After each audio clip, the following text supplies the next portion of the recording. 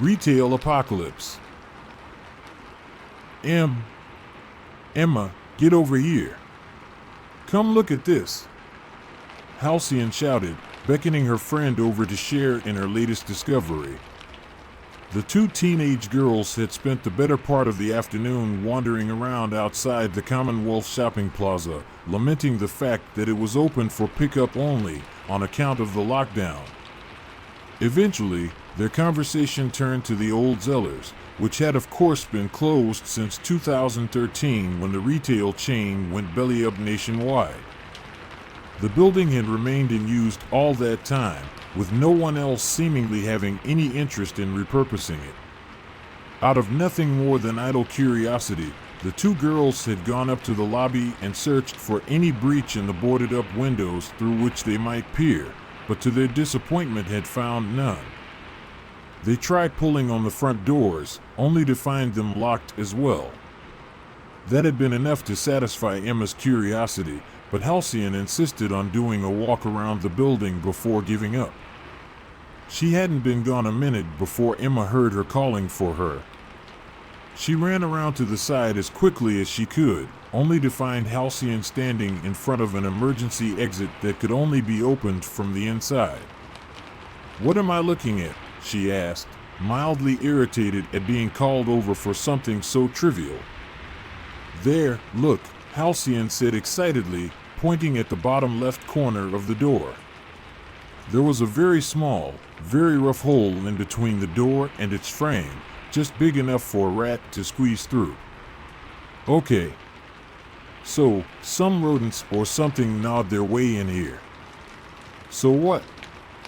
Emma asked indifferently. "It's a steel door, with a steel door frame," Halcyon pointed out. "What the hell could chew their way through that?" "Then it was rust damage or something." "What does it matter?" Emma shrugged. "No.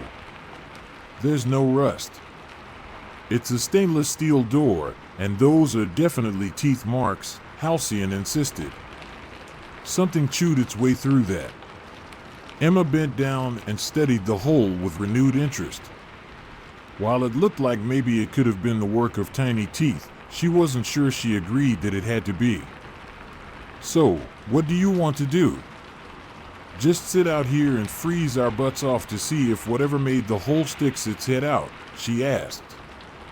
Halcyon shook her head dismissively, instead bending down far enough to stick two fingers into the opening, hooking them onto the inside of the door.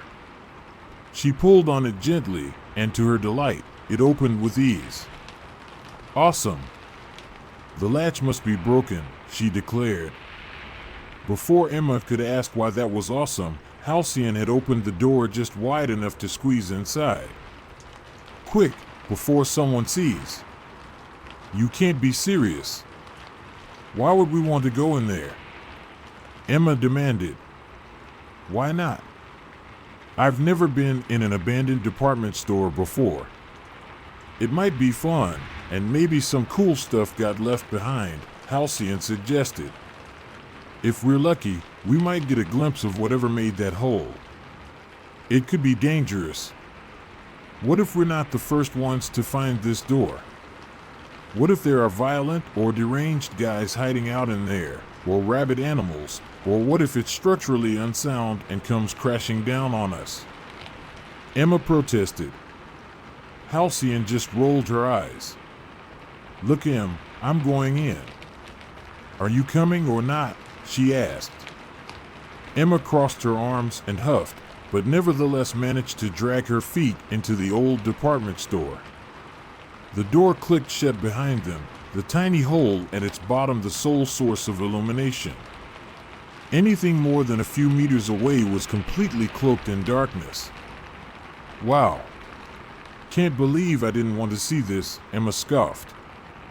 "Let me risk a little more light," Halcyon quoted as she pulled out her smartphone and switched on the flashlight app. The small light brightly illuminated the immediate area and cast enough light further afield that they could see much of the mostly empty sales floor. The concrete support columns loomed haughtily above them, casting long shadows that performed a macabre dance as Halcyon moved her phone. Behold, the lost retail realm of Zellers. Come ride with me. All aboard the Zeddy wheel. A deep and distorted voice replied to her melodramatic declaration. Emma screamed as she reflexively jumped behind Halcyon for protection, who didn't so much as flinch at the insidious-sounding invitation. Em, chill out. It's just Zeddy, Halcyon laughed as she moved fearlessly towards the source of the sound. You remember Zeddy, don't you? The beam of her flashlight fell upon the Forsaken Mall ride. It was a miniaturized Ferris wheel sort of contraption with a glittering gray chassis and blinking red lights. The Zellers mascot of Zeddy the Teddy featured prominently on its surface. Yeah, we used to ride in this thing when we were little, remember? She asked as she nostalgically ran her hand along its surface. They must have brought it in from the lobby, but I have no idea why they plug it in though. Has this poor thing been asking to be ridden over and over again for years, with no one to hear it? She pulled the machine out from the wall a little bit, just enough to reach the electrical cord and pull it from its socket. The wheel had begun to speak its pre-programmed advertisement, but immediately faltered and fell silent as its sole source of electricity was cut off. There you go, Zeddy, night-night, she smiled. Halsey, what if it wasn't plugged in for 8 years? Emma asked, her voice barely more than a whisper as she struggled to keep herself from flying into a panic. What if someone else was here recently and they're the ones who plugged it in? What if they're still here now? Please, let's just go. Halcyon shone her light down upon the floor, which had accumulated a noticeable amount of dust over the years. She and Emma had left clear footprints behind, but other than a few tiny paw prints, the dust was undisturbed. I don't see any other footprints, Em. We've got to be the only ones who've come through that door, she deduced confidently.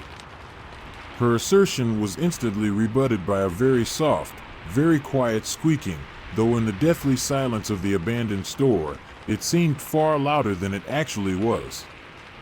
Both girls immediately turned to face the intruding sound. The light from Halcyon's phone fell upon a large, black rat sitting up on its haunches, gazing at them with its head cocked inquisitively to the side. The presence of a rat in such a place was hardly unexpected or concerning on its own, but this rat possessed a pair of bright crimson eyes that looked oddly familiar to Halicon. Ruck, she asked softly. What? Emma asked. Nothing, Halcyon answered hastily. She spun around and shone her light back towards the emergency exit. That hole in the door looks about his size. Do you think he chewed his way in here? I don't care. You do what you want, Halsey, but I'm not going any further into this vermin-infested shithole, Emma announced as she headed back towards the exit. She pushed down forcefully on the handlebar with the intention of storming out in a dramatic huff, but the door didn't open. Instead, a siren began to wail and emergency lights started to flash. Everything became awash in red light and black shadows, each continuously chasing the other in a viscerally disorienting dance. What did you do? Halcyon demanded. It's an emergency exit. I must have triggered an alarm, she replied as she frantically pushed against the handle over and over again, the door refusing to budge each time. Why won't this open? Forget about it. We need to hide before security shows up. Halcyon shouted as she grabbed Emma by the arm and pulled her away. They came to a stop after only a few strides, however, as their path forward was now blocked off by a perimeter of rats. 7 nearly identical rats, all pitch black with blood-red eyes, sat in a semicircle around them. All glared at the girls intently, though it was impossible to judge the motive behind that intensity. Were they curious? Territorial? Hungry? The girls were at a loss to explain the strange behavior. Why are we stopping? Just step over them. Emma insisted. I'm not sure that's a good idea. There could be a lot more of them in here. If we provoke them, they might swarm us, Halcyon objected. Before Emma could protest, the emergency lights cut off without warning, plunging them back into total darkness. The siren continued to wail, but gradually became more and more distorted until it was little more than a banshee's cry. All the girls could see was the red eyeshine from the rats in front of them. At first, there were only 7 pairs, but more and more disembodied sets of reflective eyes started to materialize in the darkness, filling up with them like a night sky filled with bleeding stars. Fuck! Emma cursed softly, cowering behind her more courageous friend. Halsey, you got us into this. What do we do? Halcyon calmly steadied the field of glowing eyes before them and noticed that with the exception of the first 7 pairs, they seemed to fade in and out of existence without apparent cause. The flashlight app from her phone was still on, but the light from it simply refused to illuminate anything. But most damning of all the text on her home screen was nothing but garbled nonsense. I don't think this is really happening, she said cautiously. What? Emma demanded incredulously. Just listen. Last summer, I had a lucid nightmare. It sucked, but at the same, it was also kind of amazing. I kept wondering if maybe there was a way to minimize the sucky parts and maximize the awesomeness, and eventually, I tried again. I've been lucid dreaming for months now, and this feels like a dream to me. It's still weird since I remember how we got here, and I'm 90% sure you're actually here with me, so I don't know exactly what's going on, but I don't think this is real. Or, at least parts of it aren't. Do you follow me? Emma considered the countless pairs of luminescent eyes around them, the ghastly howling that had begun as an emergency siren, and the fact that the exit had inexplicably failed to let them escape. She had to admit that it all seemed very surreal. Let's say you're right. What do we do? She asked. The most important thing is to stay calm. Nightmares are feedback loops. The more you give in to fear, the worse things will get, Halcyon answered. It was then that one of the pairs of red eyes finally lunged forth at them, revealing itself to be a gaunt yet enormous rat, almost as big as a man if you counted its tail. In the nearly non-existent lighting, its features even appeared to shift fluidly between that of a rat and that of a man, swiping an uncannily hand-like paw at them as they dove past. Though it failed to make contact, it succeeded in forcing the 2 girls apart. The rest of the semi-humanoid rats emerged from the darkness, splitting into 2 roughly equal groups that each went after one of the girls. Screaming, Emma ran wildly into the darkness, the horde right on her heels and driving her deeper into the abandoned building. Emma! Halcyon shouted. She tried to follow her, but was immediately cut off by her own throng of monstrous rats. She couldn't tell if they were taller than her or just jumping up and down, their forms were so nebulous. If she focused on one, she could make out details, but those details would change if she took her attention off them for even an instant. She waited for the seemingly inevitable assault, but none came. They were all hissing and snapping their elongated incisors at her, but nothing more. You bastards can't actually touch me, can you? She asked. If she was right that these were dream forms, but that she was not actually dreaming, then it made sense that they couldn't interact with anything physical. Deciding to take a chance, she ran right through them. They darted aside just enough to let her through, but then immediately gave chase. Emma. She ran forward at full speed, not to escape her imaginary tormentors, but to find and rescue her friend. Sadly, she didn't make it far before she felt a pair of small teeth biting into her calf. Screeching in pain, she collapsed and crashed onto the cold, concrete floor, narrowly avoiding cracking her skull open. The rats, the very real rats, were now crawling upon her, apparently determined to make sure that she didn't get back up. She swatted at them, but she could barely see, and they moved not only with great speed, but with seemingly prescient reflexes. If you little rat bastards are the ones behind all of this, you picked the wrong chick to give nightmares to, she yelled. The time had come for her to summon her dream guide, though she had never done that while she was awake before. All she could do was hope that whatever the hell was going on was close enough to a nightmare for him to appear. Red Ruck, run amok, crowned the Regent Red. Eyes aflame, soul untamed, come join me in my bed. As soon as she spoke the evocation, the wailing of the siren finally came to an abrupt halt.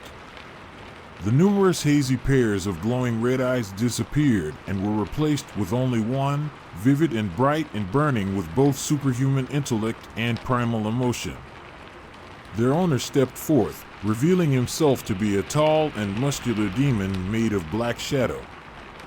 He wouldn't necessarily have looked out of place amongst the other dream creatures were it not for the fact that the rats were clearly alarmed by his sudden appearance.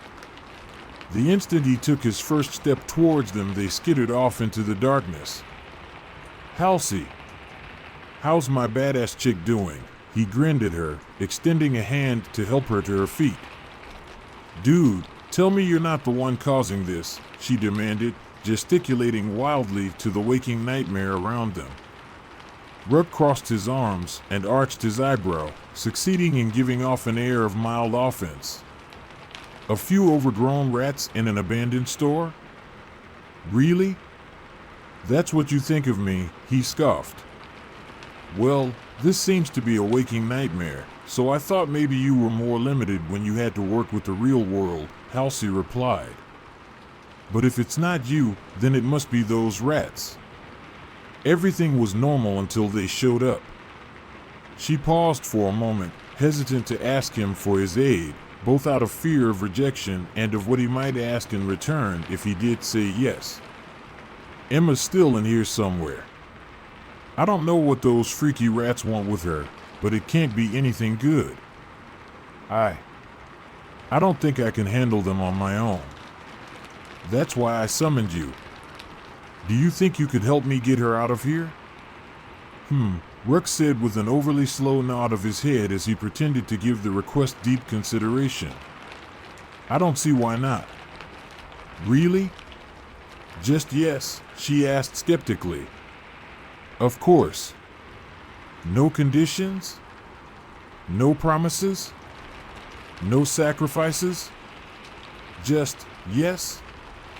Well, I can't very well have you mad at me just because I let your little friend die, now can I?" he asked rhetorically.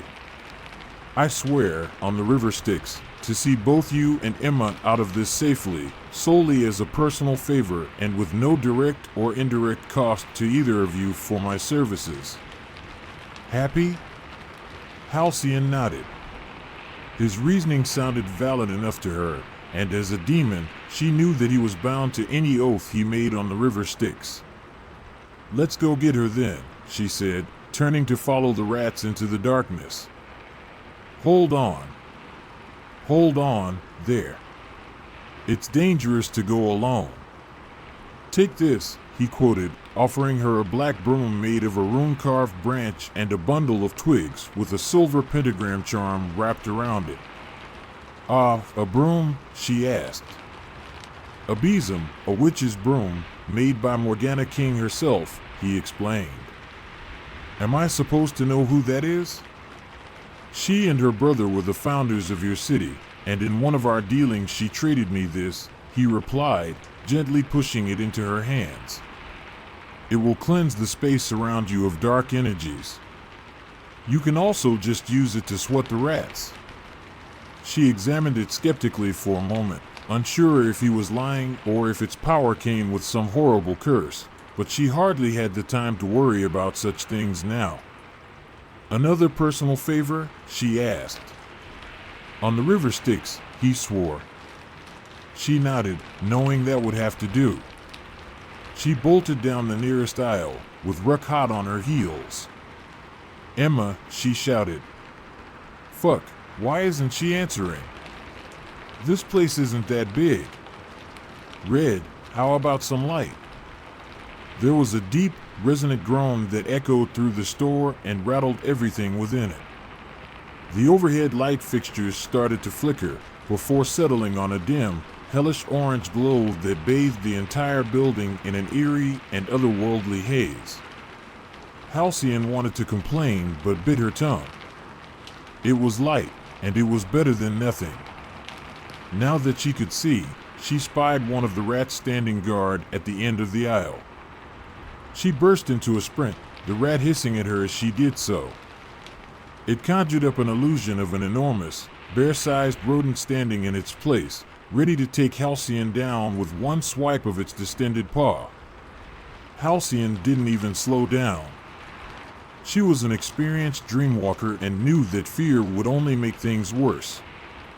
She swung the besom like a baseball bat, and the moment it made contact, the illusion dissolved into mist, leaving only a bewildered little rat in its wake.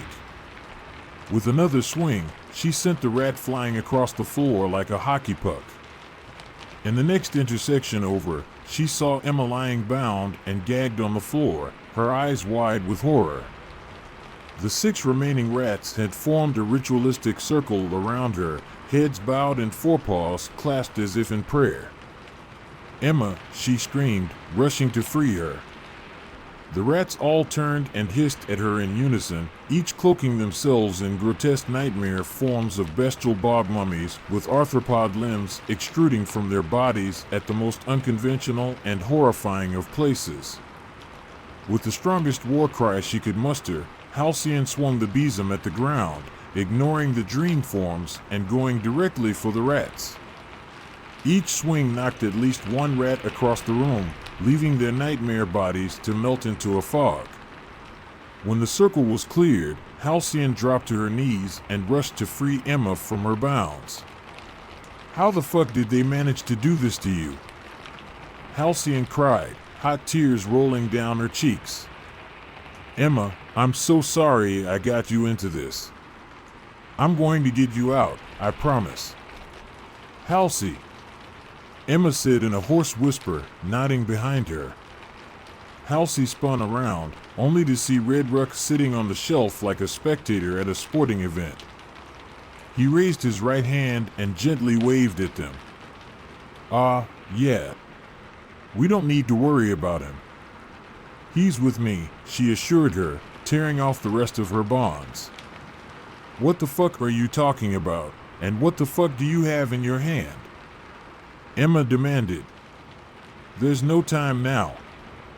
Let's go," she insisted, helping her to her feet. The girls started to run towards the exit but stopped when they saw that their path was blocked by all 7 rats, all having taken bear-sized forms, only this time mounted with cloaked riders wielding flaming swords. Emma fainted at the sight of the monsters, with Halcyon catching her as she fell. Emma, no! Wake up! Please wake up," she pleaded, but Emma was out cold. The rat riders chuckled smugly at their predicament. Though their forms were just as imaginary as the others, there was a very obvious problem. Halcyon couldn't wield the besom and carry Emma at the same time. She looked back up at Ruck to see if he had any intention of helping, but he retained the demeanor of a passive onlooker. "Dude, you swore to get us out of here," she reminded him. "I don't know what happens if you break an oath, but you do, and if you let me die here, I swear on my very imminent grave that my soul will not rest until you have paid for your betrayal." Halcyon didn't know how much weight her threat actually held, but judging by Ruck's complete lack of a reaction, not much at all. Accepting that she was on her own, Halcyon turned back to face the rats, holding out the besom as defensively as she could with her free hand. "Bring it on, you rat bastards," she taunted them. Rearing up on their hind legs and uttering a hideous hissing whinny, the rats charged all at once, the flaming swords of their riders held high and ready to cut her down. There was no way she could take all of them out before one of them succeeded in making contact. She still wasn't entirely sure what such waking nightmares could do to her real body, but she knew that she didn't want to find out. But before they were able to reach her, Rook pounced down and landed between them on all fours like a cat. The rats screeched to a halt, hesitant to provoke such a strange and powerful being. This proved a good decision on their part, as Rook bent down and picked up the physical body of the lead rat with his teeth, swallowing it whole right in front of them. Panicking, the remaining dream forms violently disintegrated as the surviving rats scattered. They were fast, faster than normal rats it seemed, but not fast enough to outrun Rook. One by one, he nabbed them with his teeth and swallowed them whole, entombing them in his stomach. "Oh, they are vicious little bastards," he chuckled as he patted his stomach, the rats quite obviously trying to fight their way out. He sauntered over to the emergency exit, pushing it open with ease and without triggering the alarm system. Holding it open with one hand, he gestured to the outside world with the other. Halcyon limped towards him as quickly as she was able to while carrying an unconscious Emma, pausing tentatively at the threshold. "You had to wait until the last second to help?" "Show off," she smirked. Rook just shrugged. "You could have taken them. I just didn't want to risk the besom catching flame." "It's very valuable," he claimed. She nodded graciously and then stood up on her tiptoes to kiss him on the cheek. "Thanks, dude," she said, walking Emma out the door. Before he closed it on them, however, she turned back. "See you tonight?" "Wouldn't miss it," he grinned. She smiled back at him, and he let the door swing shut. Before returning to his native nightmare realm, Red Rook stopped by the Zeller's restaurant, seating himself in a booth and vomiting up one of the rats on the table. The rat was drenched in hot bile and shaking in a confused amalgam of emotions and instincts, but eventually settled on trying to flee. It didn't get far before Red Rook grabbed it and held it up for inspection. As he steadied the creature, another shadow slunk forth from the darkness, this one more gaunt and more bent than Red, with white eyes and dressed in a hood and mantle. "That was rather generous of you, brother, letting her save her little friend," he remarked. "Not at all. It was a perfectly reasonable finder's fee for bringing these little abominations to my attention," he said, gesturing to the squirming black rat in his hand. "These, Rancor, are the Tantabus rats of Eric Thorne. They must have escaped his lab. They can cast nightmares into the minds of anyone they wish, and on top of that are virtually unkillable. Do you realize what we could do with creatures like these? Could we breed them?" he asked. Not to sound like a choosing beggar, but we could do a lot more with an army of these rats than we could with 7. Red paused, examining the rat closer and giving it some thought. "Well, all of these rats are male, but I think that life, finds a way," he said at last, his toothy grin spreading as wide as it could.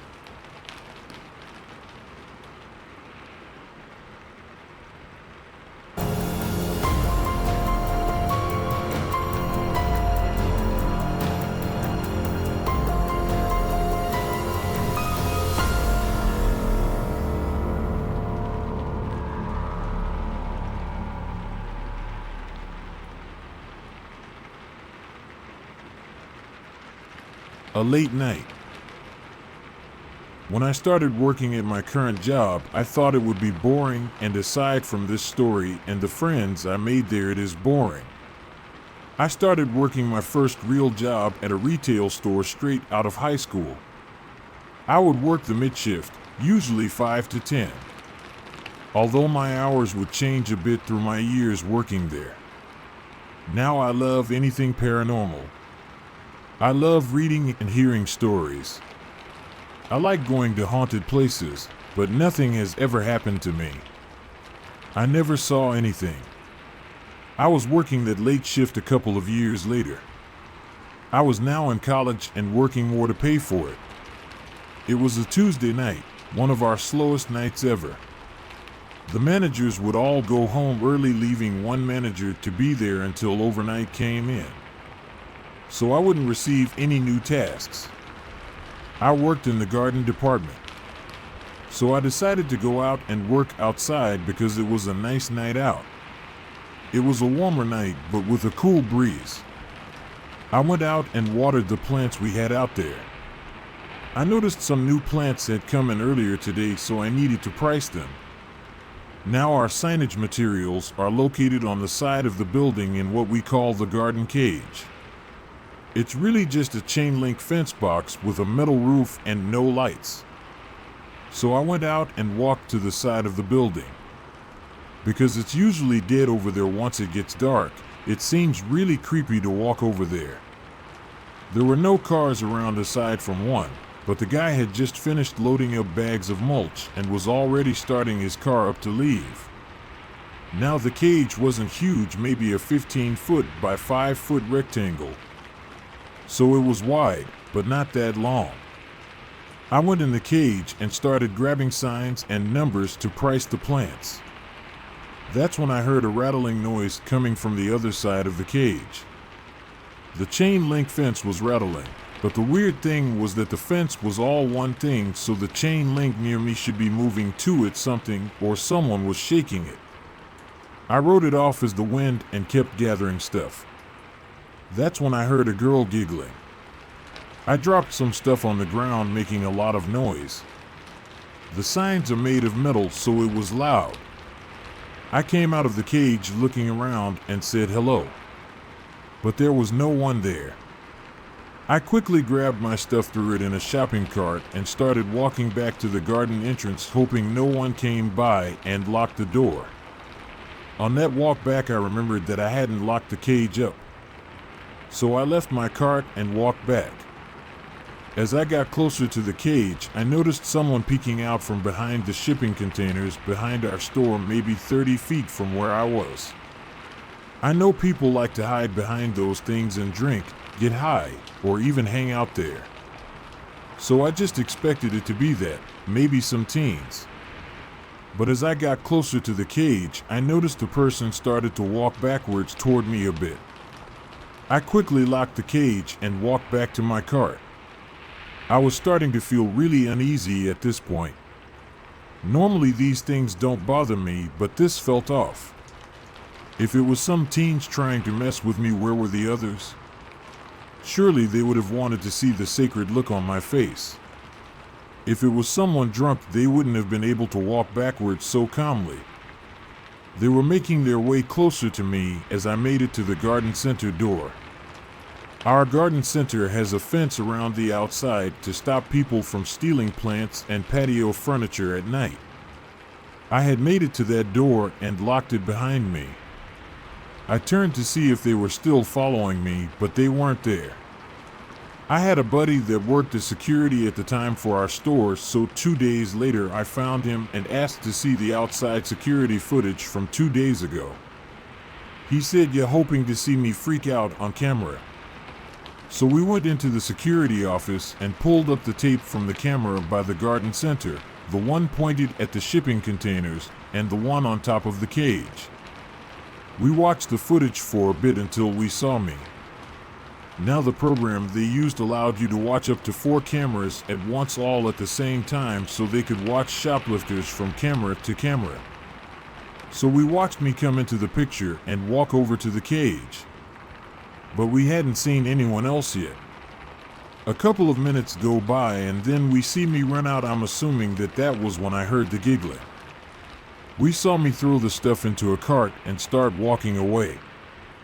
That's also when we saw a person crawling on the ground behind the shipping containers. We watched as I came back to lock the cage, and this person stood up and watched me.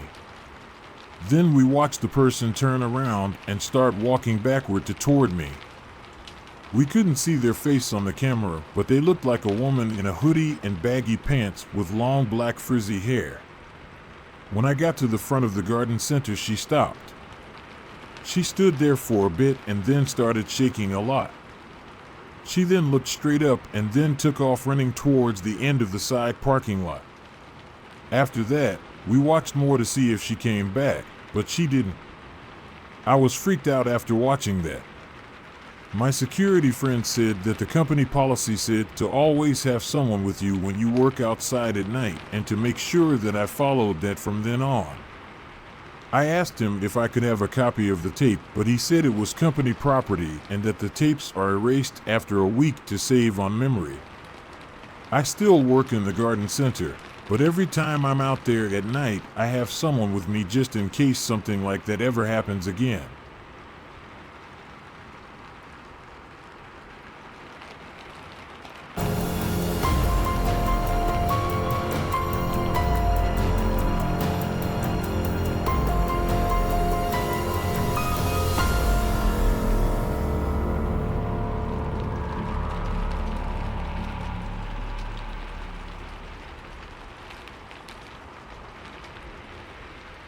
Working in retail mentally scared me.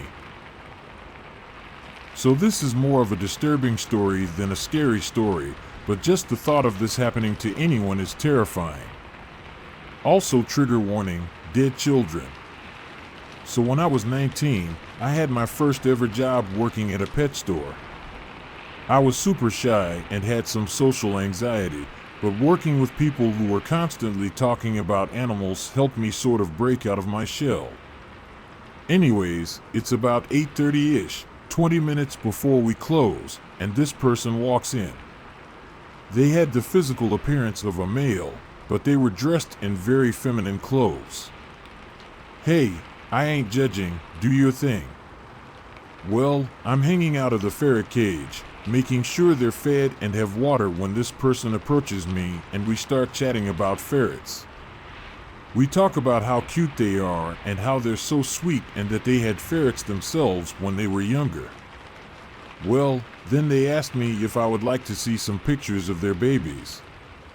I say yes, thinking we're still talking about ferrets.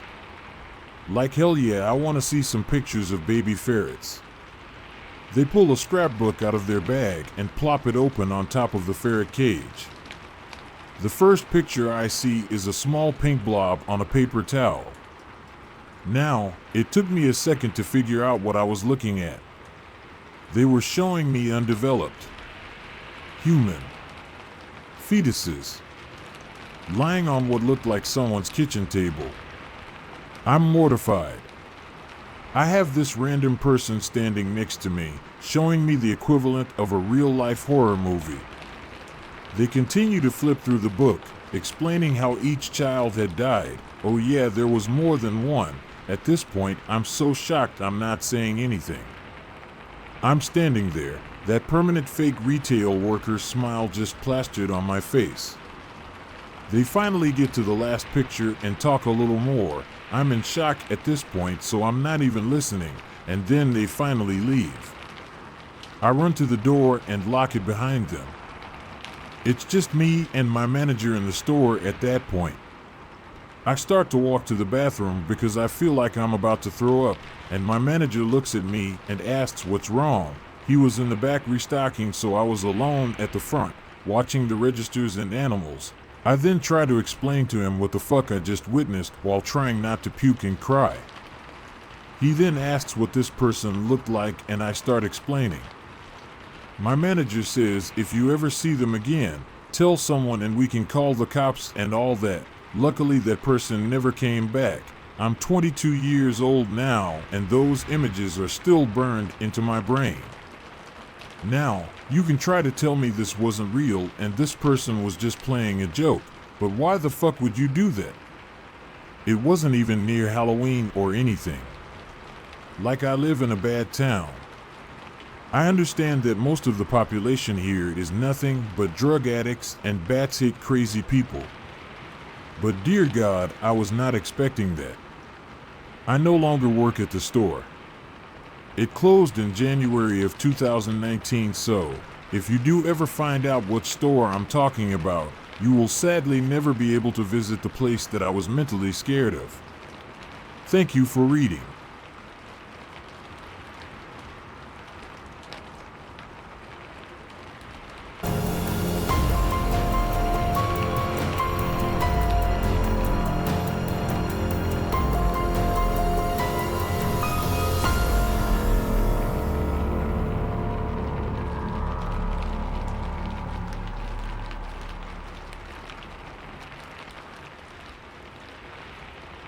Being left alone at a house in the middle of the Mojave Desert. Back around 1992, I was in high school. At that time I was a sophomore, and unlike most of my friends in school, I didn't work the typical high school jobs like McDonald's and Taco Bell, some retail jobs in the mall, or work at the local grocery store. I was very good with my hands and worked jobs like construction, demolition, flooring, and auto mechanics. All of my contacts I worked under the table as I started working on some of these jobs at 14. It was beneficial for both of us as I was only called in when needed, and I was the guy willing to only work evenings and weekends. One of my contacts worked doing remodeling projects at restaurants, bars, retail shops, and typical commercial projects that we could only work on after hours. Like I said, that worked out for both of us because I went to school and would sometimes work after school or on weekends. For this one contact, it wasn't uncommon for him to leave me alone at a site and have a list of things for me to do alone, mostly demolition work. I did this while the other crew was doing the installation or remodeling work. I was the kid, but had their respect because I did what I was supposed to do and did the work of a man without complaints. I got paid well, and in one night I could make more than my friends did working all week at McDonald's. In this one instance, I got a call from the guy I worked for, and he said he had a project for me and if I could work the following Saturday. I said yes, sure.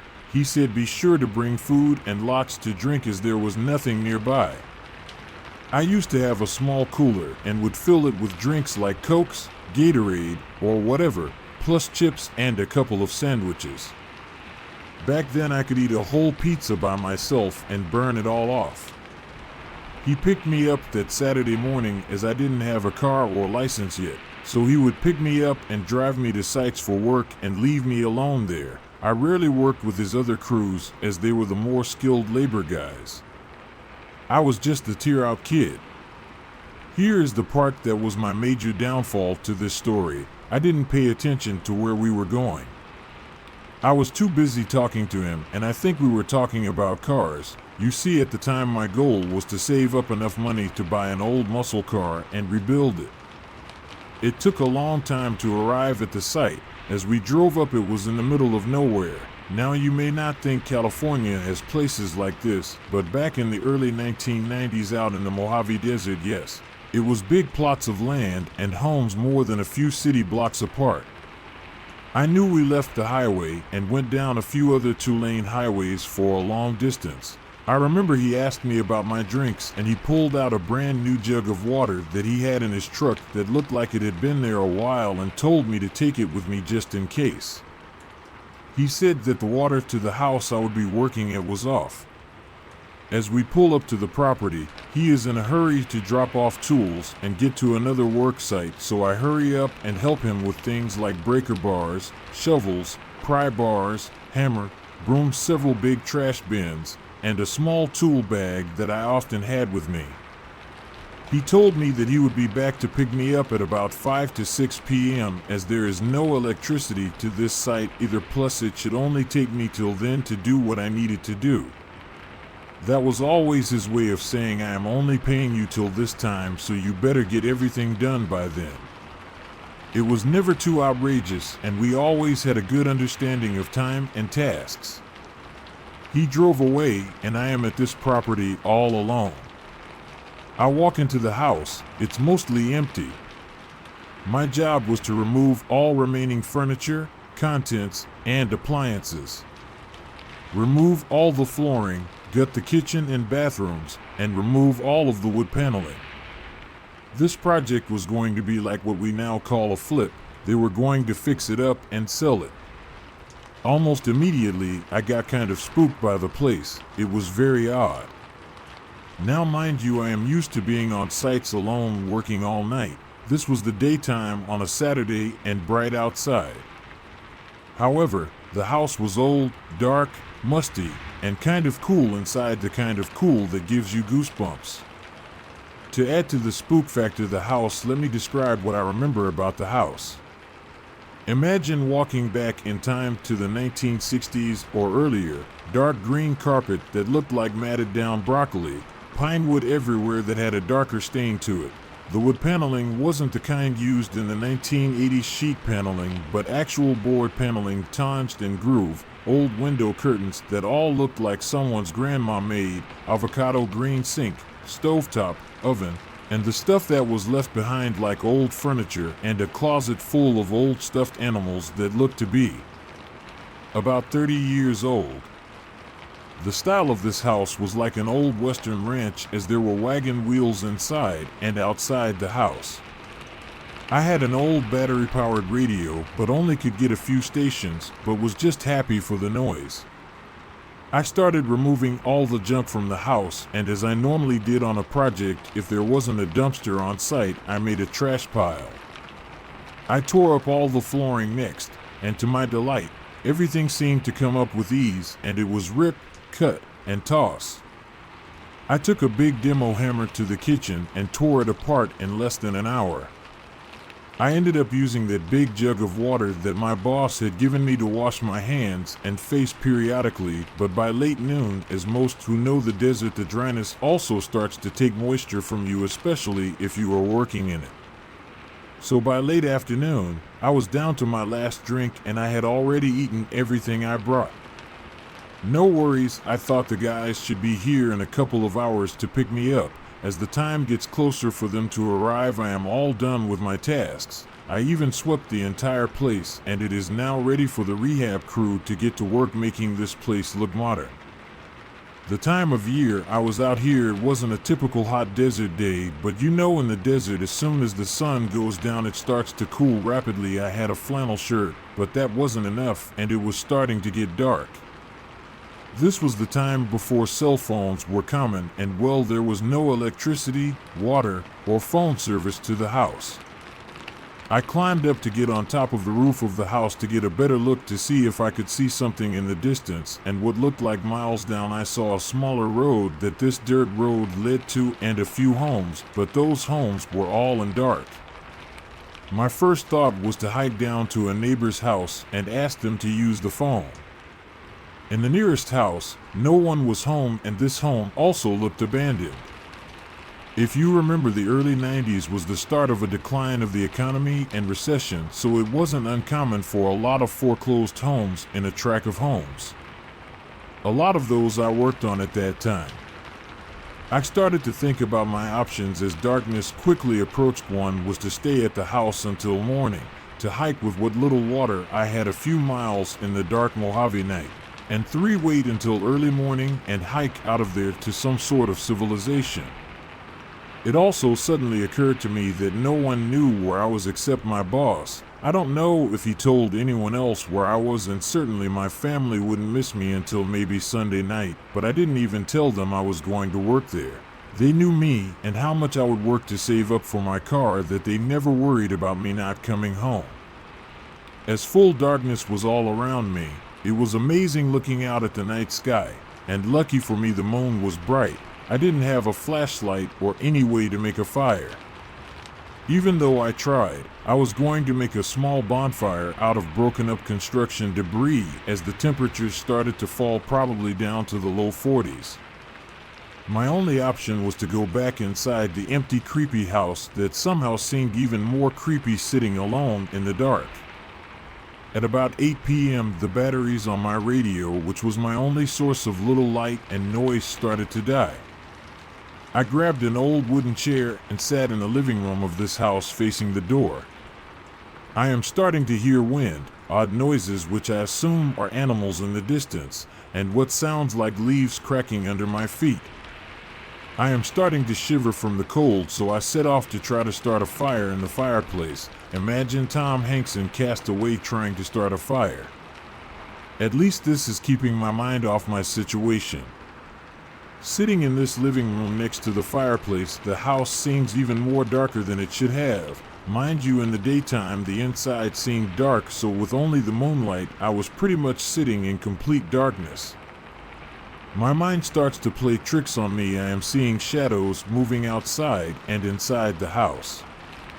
I am also starting to hear someone talking, like whispering or something.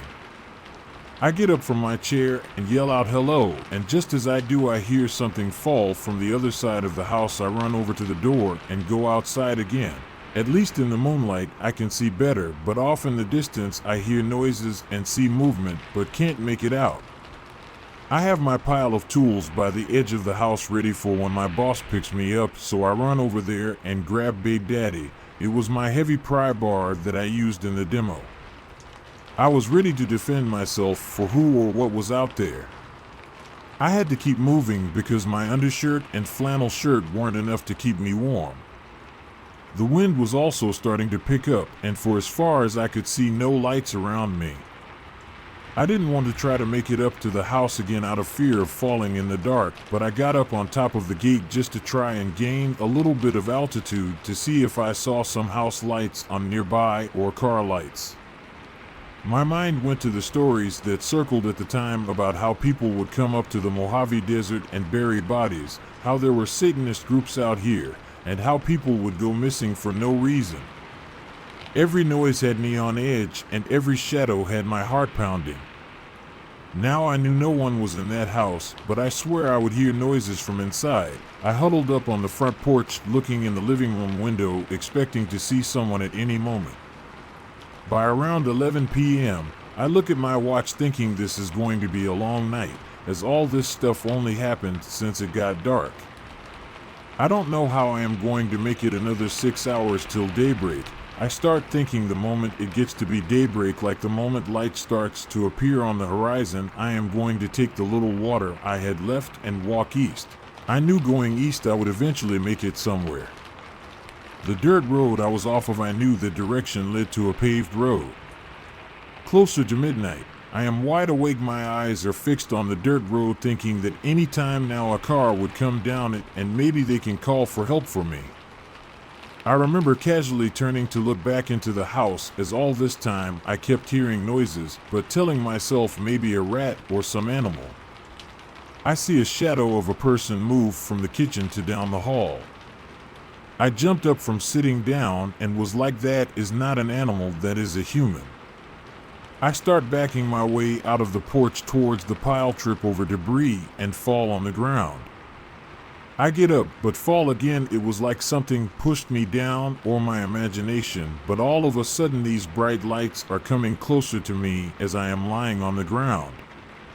I jump up and it's my boss. He is looking at me like, what the heck are you doing? I was just so glad to see him. I wasn't mad or anything, just asked him what happened. He said that he was sorry, but he thought the other crew was coming to get me, and they thought that he was coming. So no one came. He said it wasn't until later in the evening he asked the other crew leader about how far along I got, and he said I didn't go get him. Well, it took him almost 2 hours from where they were working to come get me. He felt really bad and told me he was going to pay me for the entire time I was out there. He also grabbed a can of Coke from his cooler and asked me if I was thirsty, and I drank that all in one gulp. Once we got back towards civilization, he went through a fast food drive-thru and I ate as I had never eaten before. As he was driving me home, I asked him about the house. I told him how creepy it was. He said he didn't have any information on the house, only just what we were supposed to do. After that, I made sure to always keep extra batteries, a flashlight, and double the amount of liquid.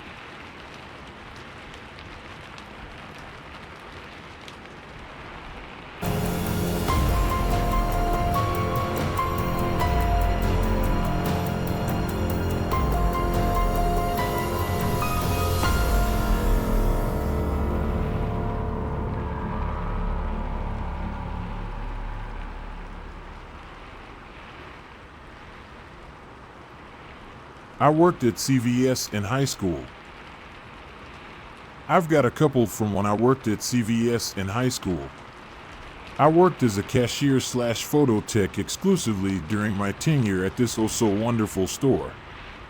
If you wanted film developed, you had the option for an hour service or send-out service with Kodak. The Kodak service has next to nothing to do with us. We put the film canister in a bag with the customer's info and order info on it and then mailed the bag to Kodak. A few days later, we get the photos back from them and make the sale. A woman came in on my shift asking for her sent-out photos. I get 3 bags for her and ring everything up. She tells me, "Oh no, I'm supposed to have 4 rolls, and what the hell, this bag doesn't have any photos in it, just this piece of film canister." According to her, this is all my fault. These photos are irreplaceable because they're from her daughter's baby shower, and she was the only one with a camera, and she was getting me fired for this shit. Well, I don't know what the fuck happened on the Kodak side of things, but all I do is seal a bag, so fuck off, you can deal with my manager. My manager apologizes and gives her all the film for free. Fair enough. Let me preface this one by saying that I only ever worked the closing shift. I did not know how to start up anything. CVS closed at 10 p.m. when I worked there. The photo department closed at 9 p.m. At 9 p.m. I promptly shut off everything, including the self-serve photo machine, as long as there isn't a line. Some guy came in at 9:30 asking to use the self-serve machine. I kindly explained to him that the photo department closes at 9, but he can come back as soon as we open in the morning to use it. He instantly escalates to yelling at me.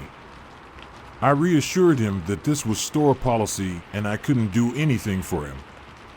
As far as I know, the machine takes 30 minutes to start up, so he can't even use it before we close. My manager came up to deal with that man and had me wait in the back to defuse the situation. That son of a bitch turned the machine on for the customer. If it is store policy to shut down the department at 9, then fucking back me up when I tell that to a customer. Don't make me look like a dick for following your rules. The last one, I promise. I processed a check from somebody for over $100. The next week, I was called into the manager's office. This guy went to all the CVS stores in the area and wrote checks for big purchases like this. Every single check bounced or was fraudulent or some such. I was written up for failing to have the manager authorize the over $100 check, a policy I was never informed of.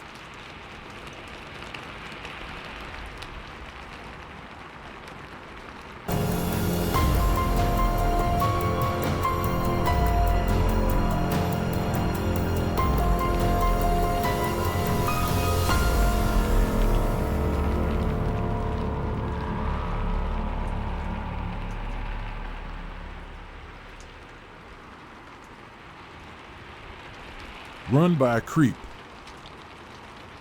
Quick rundown. When I worked at KFC, I was 16 coming up 17. I was hired through my friend recommending me, so on. Besides the lack of training I had and the chicken shortage, the overall a-hole customers. We got free food and drinks. I made friends with 2 of the shift runners. Anyway, my boss, let's call him Steve, used to call me and a few others into his office to do reports on the computer. Bear in mind that 5 females worked there, the rest were men. The office was also not even 2 people wide, it was really small. So a week or so of being there, nothing came across as weird normal fast food stuff, until one day my boss, who was a good 35 male, started to brush up against me and my friends at work, thinking that in small spaces he couldn't help it. But it got more creepy when we started to realize it was only the females he was doing it to. Now here's where it gets really bad. I finished working a late shift, so 5 p.m. to 9 p.m. My friend who got me the job rang me up and said Steve is in trouble and it's bad. I said, "What do you mean?" thinking old money is missing out the safe. She follows with he's been recording us getting changed in the changing room. I was shocked. I stood there feeling so dirty. We didn't know more until the staff meeting the next day. We were told that Steve had been putting his phone in before me and the others arrived, hit record, and retrieved the phone after we had finished. It doesn't stop there. We then later found out he was a part of Rings. He sold our videos to Pedo Rings online. I don't think I'll ever be okay with the fact there are half-naked videos of me online when I was still a child. Now you're probably thinking, what did the company do? Nothing. They fired him and told us to keep our mouths shut, and when we did go to the police, evidence was deleted. It shows how much fast food places care for their employees. I left 5 months afterward due to sexual harassment from one of the cooks. I'll never work in food retail again.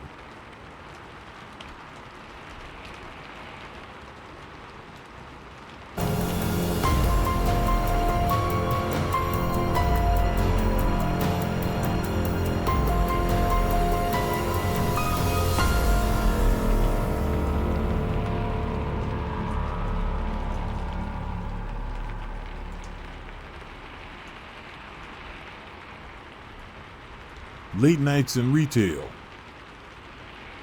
Another late evening at work. Not what she had in mind, but with the holidays approaching, she could really use the overtime. Then again, what did she need the extra money for? She had no family, no pets at home, and hadn't been in a serious relationship in over a decade. I might as well live at work, she thought. A crash of thunder rocked her out of her somber daydream, bringing her back to the reality that she was the only sucker who volunteered to work late. With a sigh and a grunt, she hopped off the register counter and got back to work. Her supervisor expected the entire winter collection to be displayed by morning, which, looking at the boxes in front of her, would take all night. In between the sounds of tissue paper and the elevator-esque music overhead came another rumble of thunder.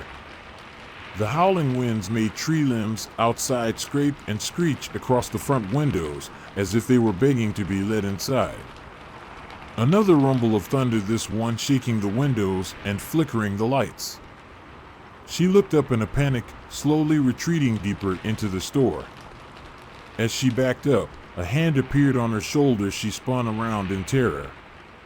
She surprised even herself with the scream that came out of her, but terror quickly changed to embarrassment as she realized the hand was from one of the mannequins she assembled earlier. She caught the top half of the figure as it fell, causing her to slip back, and in an awkward stance, "You should have bought me a drink first," she said out loud to the mannequin with a burst of laughter. Embracing her own embarrassment, she spun the upper half around and danced to the awful music the store played on repeat. A couple of spins and twirls later, she dipped her partner for the big finale. As she did, another blast of thunder came, knocking out the power. The music ended abruptly. All she could hear was the sound of rain and the clapping coming from the other mannequins, watching her performance in the darkness.